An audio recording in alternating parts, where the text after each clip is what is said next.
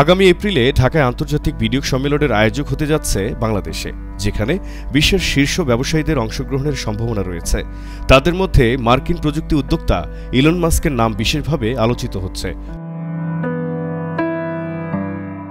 সরকারি সূত্র বলছে, অন্তর্বর্তীকালীন সরকারের পক্ষ থেকে ইতোমধ্যে বিশ্বের খ্যাতিমান বিনিয়োগকারীদের আমন্ত্রণ জানানো হয়েছে। ইলন মাস্কের সম্ভাব্য উপস্থিতির খবর এই সম্মেলনকে ঘিরে আকর্ষণ বাড়িয়েছে।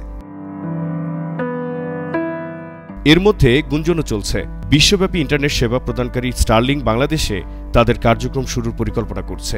বাংলাদেশে স্টারলিংকের আগমন ঘটলে দেশের দুর্গম এলাকায় ইন্টারনেট সংযোগ আরও সহজ এবং কার্যকর করতে গুরুত্বপূর্ণ ভূমিকা রাখবে বলে ধারণা করা হচ্ছে। প্রতিষ্ঠানটির ওয়েবসাইটের তথ্য বলছে, 2025 সালের মধ্যে বাংলাদেশে স্টারলিংকের কার্যক্রম শুরু হতে পারে। তবে আসন্ন বিনিয়োগ সম্মেলনে ইলন মাস্কের উপস্থিতি সেই সময়সীমা ত্বরান্বিত করতেও ভূমিকা রাখতে পারে।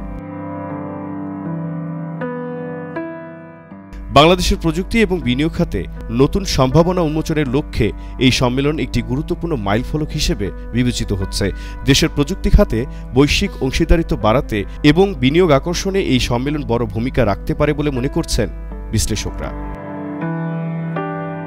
জহিরুল ইসলাম জহির, এশিয়ান পোস্ট।